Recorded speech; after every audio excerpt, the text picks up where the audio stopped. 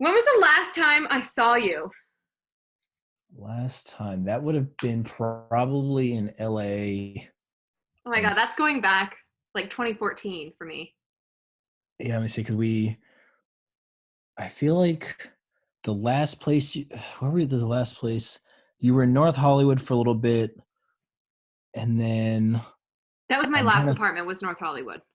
okay, yeah, because I think that was the last, because I think we went out to I know we went to a house party at one point, and then I feel like we like hung out. That's right, because you came over and we filmed like a small scene in my friend's apartment in my Right. apartment block, and that's right. And then I think you pieced out to New York after that, right? I pieced out to like the world after that. I literally went Yeah, around the world twice. No, I yeah. didn't land in New York until 2018. And I How was left your? 2015. Okay, yeah, yeah. Whew. Yeah, that's right. Because you pieced out, and I was like, oh, she's in Bali now. She's here now. She's there, and then all of a sudden you were like in New York. I was like, what's happening? When'd she get there? I was No, and like, I'm terrible about how? my social. So people are always like, I was in Australia. My best childhood friend was like, are you in Australia? I was like, yeah. I didn't tell you You're that like, I'm leaving nope. the United States? She was like, I think that one slipped by you. Yeah, Um, but yeah, so no better time to catch up like the end of the world. that's true. How No, are you still in Maine? I am. Yes, I'm here in Portland. I'm living with my girlfriend. Let's see, and then yeah, I work at Apple part time. I'm a genius. And then Well, that I yeah, knew. I'm planning and moving back to LA at the end of this year. So getting excited for Cool. that. With Yep, her? yep, yep. Her, and Nice. then probably our other roommate, and then you know me. I have a bunch of people I know in LA, so I'm trying to hit the ground running again. Amazing. Yep. Amazing. How's New Cool. York been for you? It's been it's been real interesting. It's been, a ride. Things are never dull with me for a single moment. Yeah, I've met some cool people. I've had some cool experiences. I got out there. I've just had a bunch of weird jobs. I worked for a consulting firm. Hated yep, that. Went to work for the Irish Tourist Board in New York. Actually kind of loved that. Just didn't do it for very long. Then I worked for a not a nonprofit, a startup for a medical tech company, yep. and that was a disaster. Was it? Biggest disaster of my life.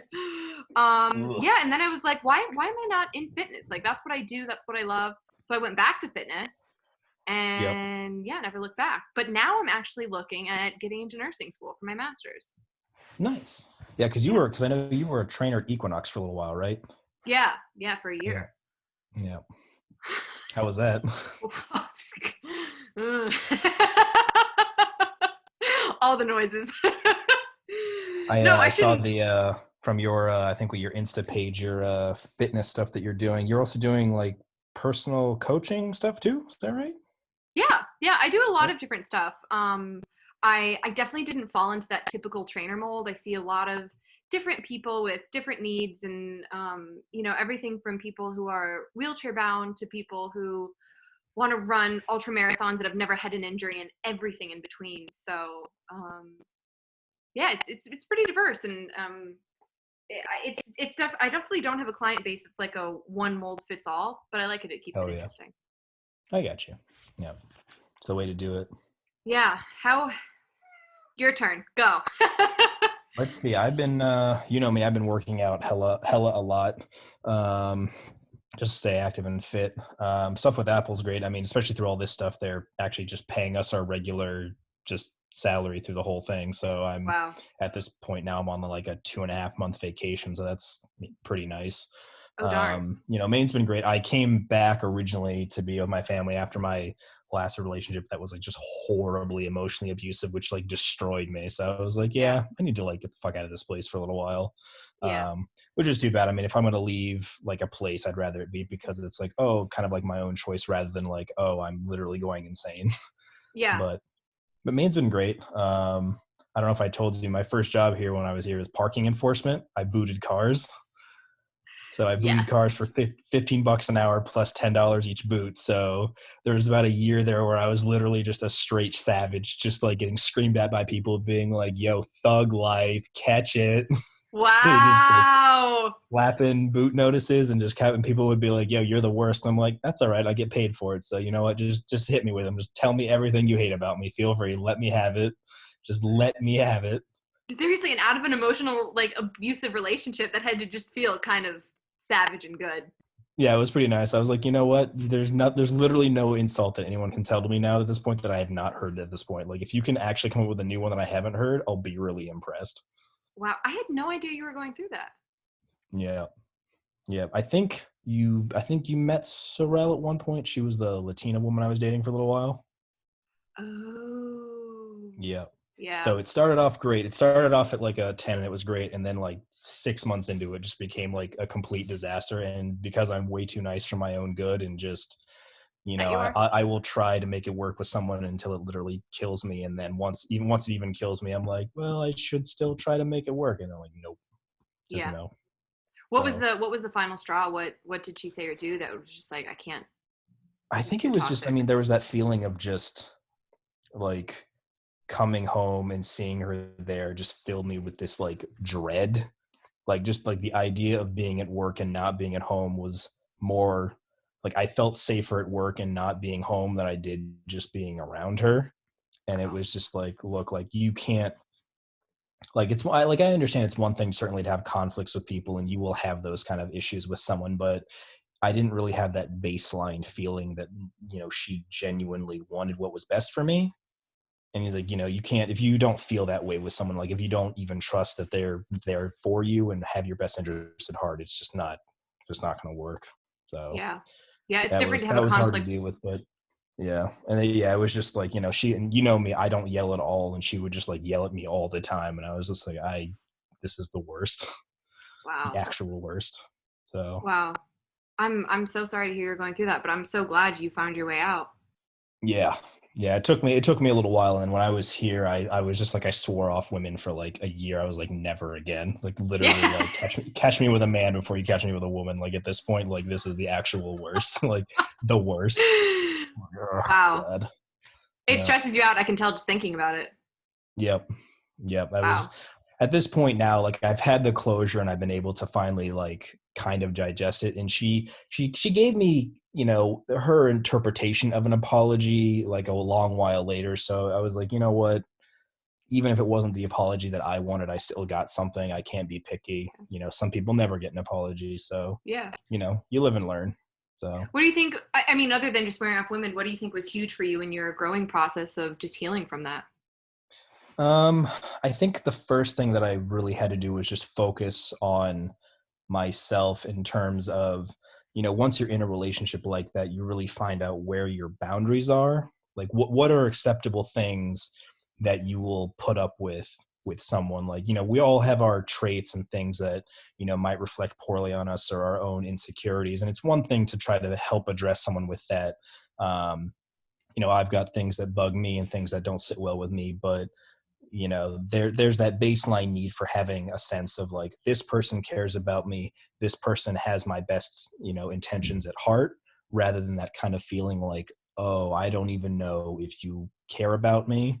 Yeah. And I think for me it was just very important to be like, okay, if I'm with someone, I want them to say please, to say thank you. I want them to be baseline courteous. That for me is really important. I want them to follow through on what they're going to say, and I want them to be moderately intelligent. Like, I don't need a rocket scientist. I don't need you to throw me a parade every time I walk in the room. But, if I ask you to do something and I say please, this and that, if I say thank you, things like that. And then from there, be like, okay, if someone is struggling with something in their own self-esteem or their own past traumas or whatever, I'm totally happy to work with that because I know that person fundamentally cares for me. And they're Yeah. not going to take anything out on me. They're not going to, use their own emotional baggage as like a club to beat me with.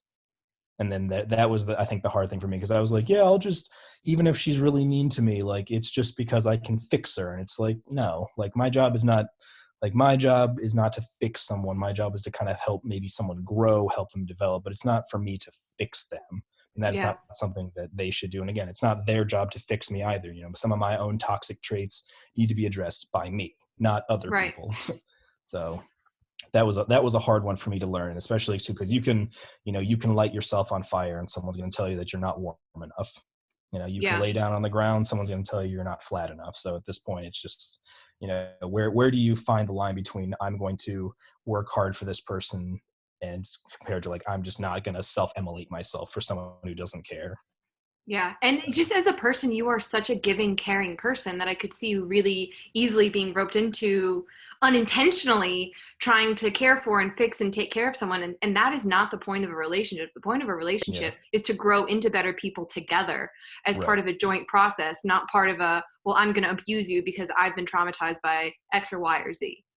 Yeah, and it's yeah. I think for her, she had some real issues. I think between her parents that caused her to kind of reflect like I'm not going to let anyone take advantage of me. So in that kind of cycle of well, I've seen someone be abused, so I'm not going to be taken advantage of, which means that I become abusive. And that was a dynamic that I didn't figure out until much later on. And then I was like, oh, I see. Like this is a whole bunch of stuff that I'm kind of just now learning about that probably would have been more helpful to learn about, at the beginning rather than a year and some in. Yeah, I mean, the cycle of abuse is real. Yeah.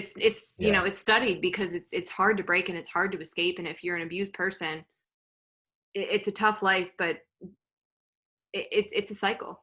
And I'm really Yeah. glad you broke it for yourself. Yeah, no, I think someone said to me at one point, you like in this life, you're either the hammer or the nail. And I started, at one point, it's like, I mean, I guess if that's the way that you think about it, it's either just means that you beat on people or you get beaten, which just seems like, it's a hard way to live like that. If you just kind of assume that the only way to get on top is to just put other people down. And it's like, I can't Yeah. live my life that way. That's just not who I am fundamentally.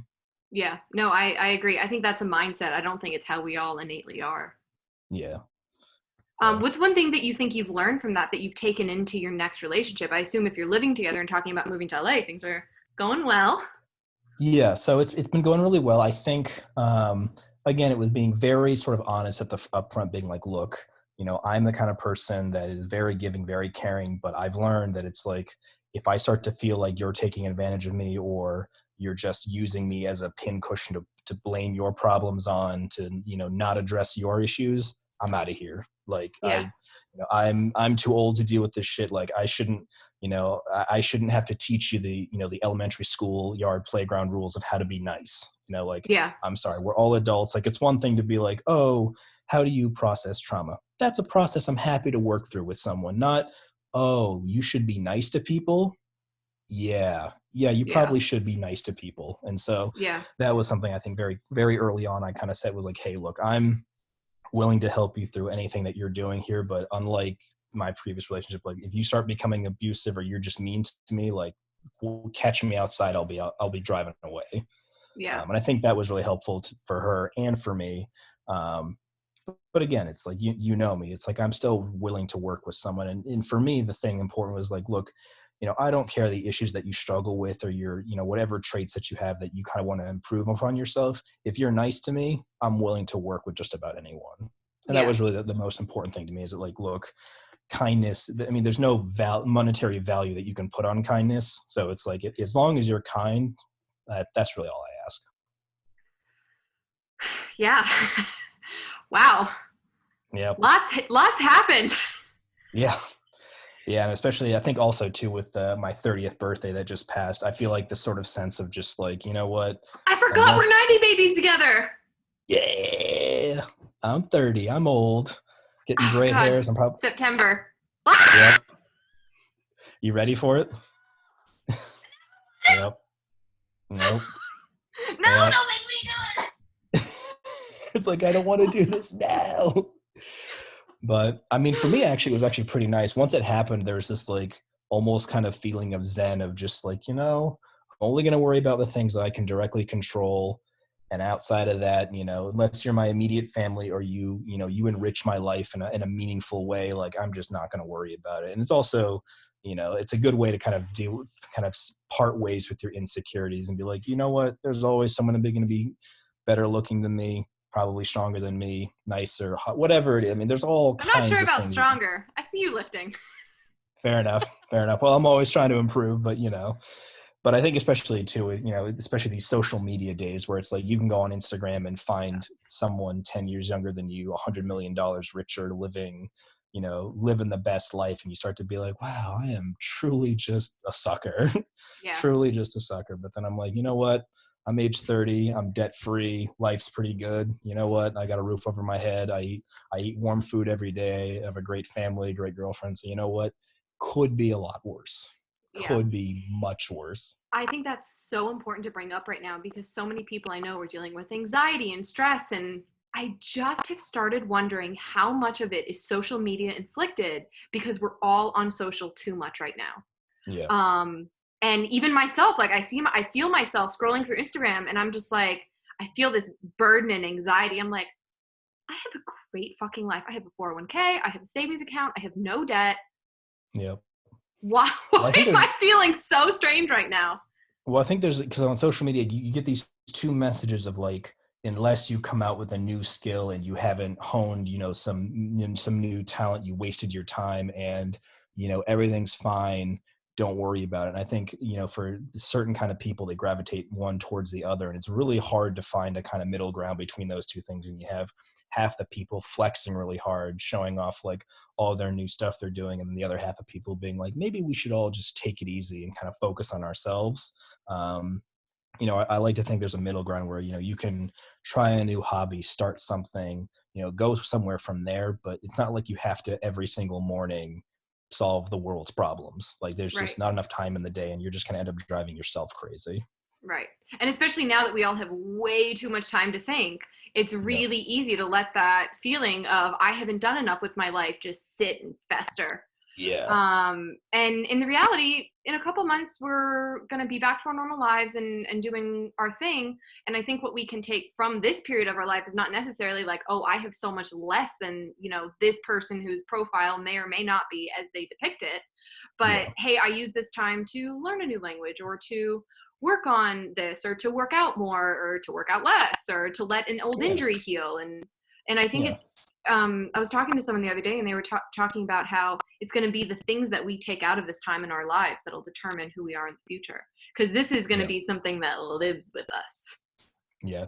Well, I think too, especially after all this happens, is like how are like even the idea now then like a month or two, we're going to go back to like shaking hands. Like that's going to be like a weird thing. Like the first time we're allowed to hug people, I'm going to be like, wait, hold on.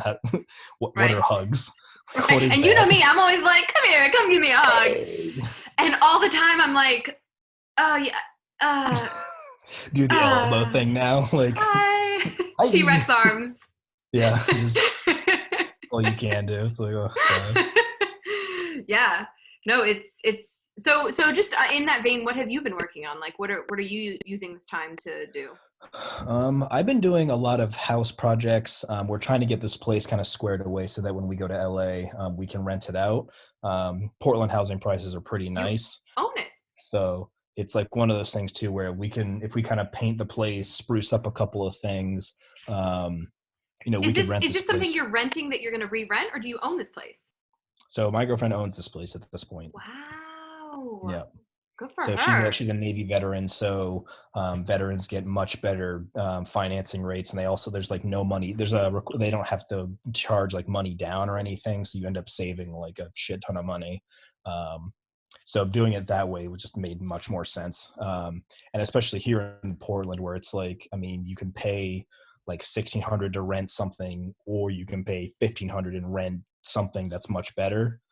And then or somebody owns something much better. So in that case, it was like, there's just no reason not to. Then after we were going to repaint some things, put down the new floors, get a couple new appliances, and this place is probably ready to rent for $1,800, $2,000 easily. It's got its own washer dryer in unit, 2 bedrooms, 1.5 bathrooms, parking, free parking. Like it's a steal around here. Wow. Morgan. Yep. Solid. How old is your girlfriend?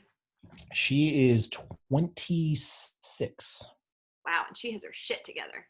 Yeah. I was like, wow, you are much more of an adult than I am. And she tells me that I'm the smart one. I'm like, not really. You've got a very forward thinking head here. And I'm just like, So Hey, it all worked Awesome. out. Well, I feel like maybe this is karma. As like if I had to put up with a really horrible relationship for like 2 years, then maybe this is the world coming around being like, okay, now it's time to give you something good. And I was like, thanks, guys. yeah, the Thanks. karmic circle coming back to help. How's your love life been? Um, I feel like I inflict pain upon myself.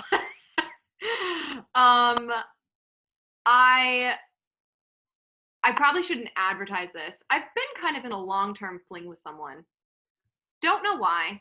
I think it's the type of thing where we got comfortable with each other Oh yeah, and did that. We're dating, but there's never going to be a long-term future. Like he's pretty much said, no kids. Like I don't want to get married.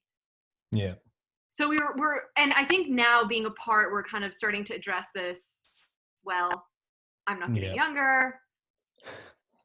And he said you can see other guys. Like it's not like he kind of claimed me, and I said you can see other women. We like each other, and we got comfortable. And I think the yeah, time apart has kind of said like knock knock yeah. knock.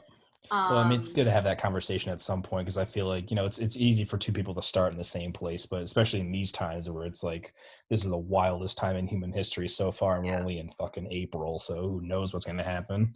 yeah. So So I actually I met someone here in Bend. We had a Skype date. I thought it went great. We met up for a hike. Great. Had some lunch. I thought it went great.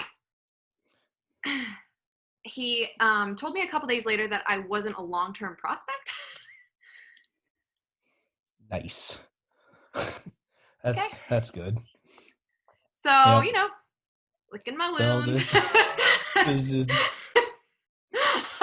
I was really into this guy too, and that one, it's weird. I've never pined over someone normally well, I guess I shouldn't. God, this is going to sound so vapid. I've never been rejected. I do the rejecting. hey, first time for everything. Oh man, I'm taking it hard. Oh yeah, it's rough. um, there's something about being almost 30 and being told I'm not a long-term prospect that just like Just really hits you right there. You're like, right in the ovaries. yep, yep. Um, so not so lucky in love, but I have a lot of luck in a lot of other departments, and that's what I'm focusing on. And I'm really Yeah. excited to start applying for my master's in nursing. Yep. So that's kind of like the next project that I'm looking at. I have a lot of people in my life that are really encouraging me to go for it. So Sure. Yeah, that's awesome. I'm just hoping I meet my Morgan equivalent at some point somewhere along the way.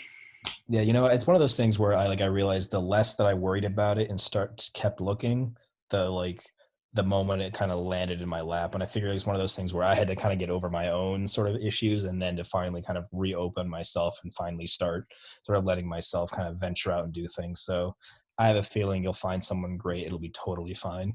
Worst comes to worst, we can still. I remember some of those stories you would tell me about dating people in LA that I was like, what is happening here? Oh, What is going on? I should tell you some of the New York stories. Oh God, I can Holy imagine. crap. I Bruh. think that's why this guy and I got so comfortable is because he would tell me horrible stories. I would tell him horrible stories, and we just look at each other and be like, it's not perfect, but we like each other. We treat each other with respect. We get along. Like, why stop? Yeah. And so we got into this nice little, like, comfort zone. Well, especially Um, if you've been sorting through like an ocean of trash, when you find someone that's like at least decent, you're like yeah. you're with me now. Yeah. And Like, don't he's go way, anywhere. oh my God, he's way more than decent. Oh He's yeah. fantastic. The only problem is he doesn't want marriage and kids, and I do. Yeah.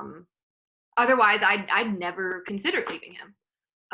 But yeah, so it's been a very, and then I'm in quarantine and I'm on unemployment, so I have time to sit and pine over someone. It's just like if I was in New York and I I was know. working, 2 minutes later I would have been on to the next one, and now I'm just Yeah. like sit here ruminating my first rejection in life, like You're like, you son of a bitch.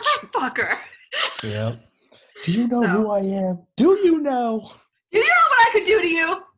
I I do. remember well, actually one of my first dates, when I was back here, and there was a woman I was seeing for like 2 or 3 dates, and she ended things with me. And I believe her exact words were like, "You're too nice and positive, and I feel like I would bring you down." And I was like, What? I was like, so you don't like the fact that I'm positive and nice? She's like, no, it's nice. It's just that, I feel like I would bring you down. I was like, what? It was like the weirdest, like, okay, cool, I guess. So I'll remember to tone that down for the next person. Don't be too positive. Got it. First time I ever heard that one before. I was like, all right. Strange. Yep. Yes. I Interesting. like to think that I can learn something from every relationship, how to improve myself, things like that. But that one, I Don't was like, ever I be don't less know. positive. Yeah, I was like, I don't know what to take away from that one beyond Take literally away, you dodged a nothing. bullet. Yep. Yep. I was like, all right, well, sucks to I'm be trying you, to think then, what I my guess. last like dating horror story was. Oh, I know. Oh God, this wasn't me. It was my roommate. Oh boy. Oh, should I tell this? Ooh, I could get in a lot of trouble for telling this online. We're going to. Um, she had been going out with this guy, and I forgot what the first fishy sign was, but there was very much like a sign. And he invited her to go upstate to a little log cabin, and we were all like, ooh, like not sure. Give us the GPS location, like if Yeah. you feel weird. And we had this whole like plan ready. She goes, they vacation, it's amazing. She comes back completely in love. A couple days later, his wife texts her. Oh no. And I get home from work and she's drinking, and there's just a look on someone's face when something terrible has just happened. And I looked at her and I said, "Are you okay?" And she goes, "He's married." And I was like, and she texted me, she called me. I was just like, holy fuck. So thankfully I've never had that. But yeah, Rough. no, like I all the time am just going through Bumble and people be like, yeah, in a happily open marriage, like looking for a play partner. On here, wife doesn't know. It's just, Yeah, I don't get it. is everyone taken? Like, am I the last single person out there? Yeah, I'm I think maybe confused. you were just literally the last single person in the entire world. Who knows? Well, I Oh, mean, I guess it could be. I so mean, think about it though. You could be stuck in quarantine with someone that you're trying to break up with. I mean, that would be pretty bad. I mean, that would be a pretty intolerable way to have to spend like the next 2 months. oh man. So this is the thing. This is the thing. You know Uh me. I'm a pretty healthily sexually active person. Being stuck in quarantine with no one and my mom. oh. How's that going for you? Days are getting long. I was about to say that's. The days are starting to get long. I saw a And meme the other day that's like someone in Walmart. It's like, why are all the batteries gone? And it's like all the single women are just like, I'm like, dying. oh, But okay, so here's the thing. If I'm getting that antsy and frustrated, how are all the guys doing? I just want to put a blog post out there that's like, I'd like some responses. Because if I'm feeling it, I don't create stuff every day, all day that needs to come out. yeah. I just have hormones. I can't imagine what single men are going through right now. I saw something. It was like day 49. It's like wore flip flops just to remember what it sounded like. I was like, oh god. Ugh. I was like, damn.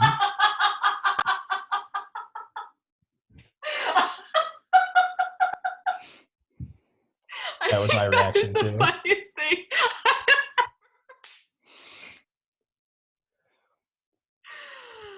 Oh, wow, that's funny.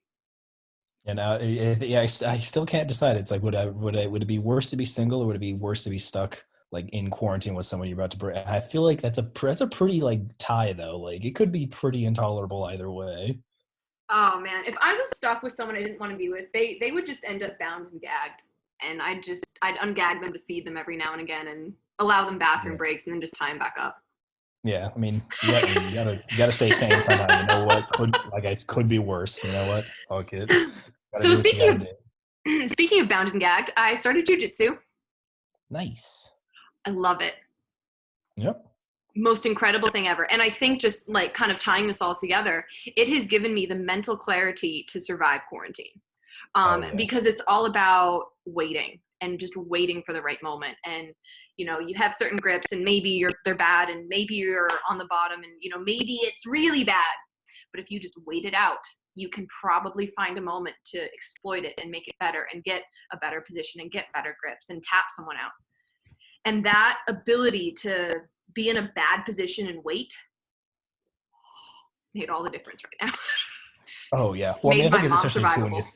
when you're thinking about like being in quarantine, like discipline or motivation, like it's you need motivation to start stuff, but like you have to have discipline to finish it because your motivation is never gonna be like it's never gonna be strong enough to withstand, especially the pressure once you kind of realize like, oh, I'm trash at this skill that I'm trying to learn.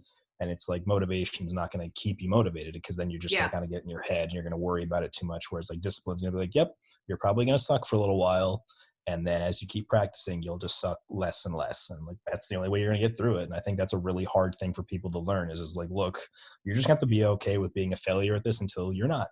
And Yeah. then one day you'll suddenly be good at it. And that is jujitsu, and you're terrible at it. And I'm not particularly a large person. I have some strong legs, but I'm 5'3" or less. Depending Yeah. on how tall we make my hair. So I'm little, and man, some of the littler women in my dojo can just tackle me no problem. Oh, That's when yeah. I was like, this is what I need to learn. When Yeah. being small can be an advantage and not a disadvantage. Oh, yeah. Well, I mean, like they said, it's not the size of the dog, it's the size of the fight in the dog. Yeah. So, you know. Oh man, a little bit fierce. But yeah. God, I miss talking to you. I know. Well, I realize I've been hearing about all this Zoom technology. I was like, what are these kids using these days? And I was like, you know what? All right, it's pretty cool. It's time. Yeah, I remember at one point I had to like teach my parents how to use it, and they, bless their hearts, they try really hard. But at one point, like they forgot to unmute the mic, and they were like talking to me, and I'm like, I had to like call them on the phone so that they could pick up. And like I was like, guys, stop, please, you're stressing me out. Like, just come on, what are you doing? Just like, oh, Christ. That's hilarious. No, I'm my mom's learned a lot about FaceTime. Yep. Very proud of her. Yep.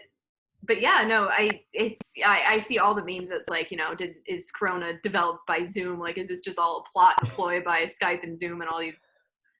God, it'd be nice to think it was. But no, Oh, we boy. should put a game night together or something and do like an online game night. For sure. I'm down. Categories or Cards Against Humanity or something. Oh god, what a great game. I do charades. Fuck it. Hell yeah. Online charades, I'm down. So down. Oh my god, this is the time of the world to start coming up with the best drinking games or something. Not that everyone should sit around just getting drunk all the time, but you probably should kind of get drunk a lot. Fuck So it. one of my clients and I are going to do this tomorrow, and I'm going to put up a cocktail hour post tomorrow, and we developed a drinking game to do as we talk, and we will be doing a drinking game as we chat, because Corona. Yeah, you know what? It's a lawless time. Up is down, left is right. Nothing matters anymore. Fuck it. YOLO. Instead of telling my clients to not drink, I'm going to tell them to just drink with me. Be like, you know what? Jesus Christ died for our sins. You better just sin extra hard, as my friend would say. Bottoms up. Let's do it. Anyways, no, I'd love to do a game night one night. Sure. Meet your girlfriend virtually. Oh yeah. I'll find a date or something. I don't know. Yeah. Well, they're ample. Except for the one person that I was like, "Hey, you're kind of cute." He was like, "You're not." Ooh. Yeah. I think his exact phrasing was, I think we should pause on hanging out for a while. Not because Corona is ramping up, but because I don't think our personalities are super compatible. And I was like, oh god. I disagree, but that is.